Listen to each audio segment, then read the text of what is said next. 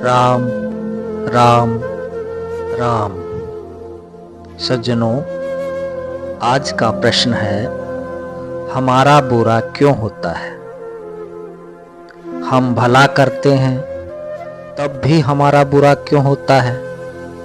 हम पुण्य करते हैं, भजन करते हैं अथवा भगवान का पूजन करते हैं तब भी हमारा बुरा क्यों हो जाता है? सज्जनों, अब इस प्रश्न पर विचार करते हैं। नंबर 1, हमारा बुरा होना हमारे ही कर्मों का फल है। वह इस जन्म का या हमारे पूर्व जन्मों का भी फल हो सकता है। जैसे बीज बोते ही फल नहीं लग आता, वैसे ही कर्म बीज भी समय पाकर फल देता है। इस कारण हमारा बुरा होता है। हमारे ही कर्मों का फल बुरे रूप में हमारे सामने आता है। नंबर 2, कर्मों का फल भगवान के विधान से दिया जाता है। कोई भी वास्तव में हमारा बुरा कर नहीं सकता। हमारा बुरा तभी होता है जब हमने बुरे कर्म का बीज बोया हो। नंबर 3, जो हमारे साथ बुरा कर रहा होता है वह अपने लिए बुरे कर्म का बीज बो रहा होता है, लेकिन वह जो हमारा बुरा कर देता है वह तो वास्तव में हमारे ही किए हुए कर्म का फल होता है।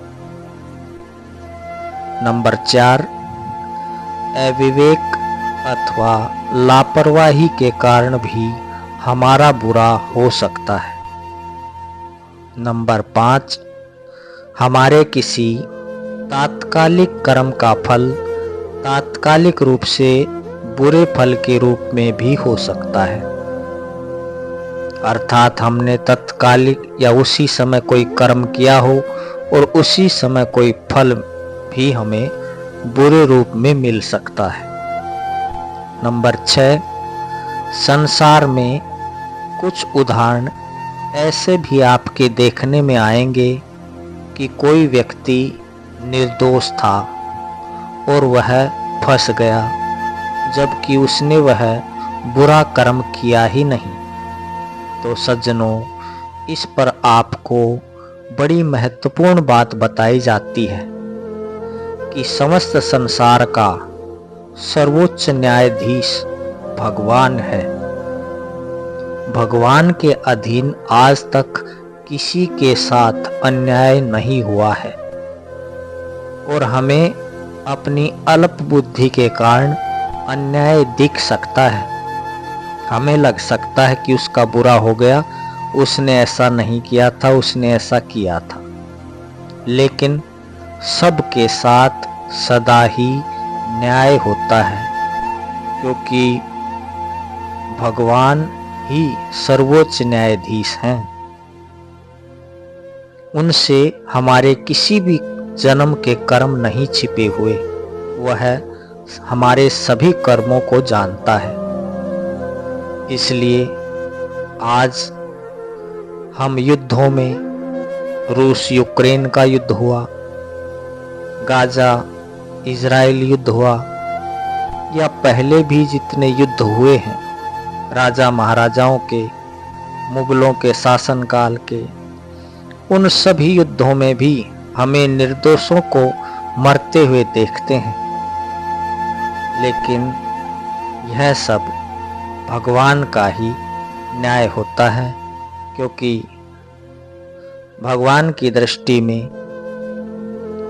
हमने जो जो कर्म किए हैं उन कर्मों के आधार पर ही हमें फल मिलते हैं। सज्जनों, हमें तो बस यह सावधानी रखनी चाहिए कि हम किसी का बुरा न करें। हमारे साथ जो भी होता है उस न्यायकारी भगवान की देख रेख में ही होता है और सही ही होता है।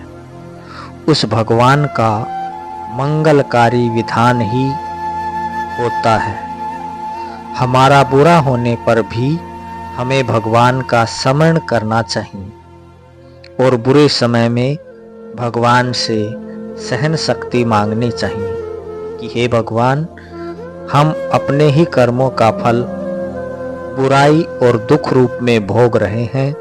आप कृपया करके हमें इस बुरे समय में सहन शक्ति प्रदान करें और इस बुरे समय में भी हम आपके चरणों का स्मरण रखें, ऐसी कृपया करें। राम राम राम।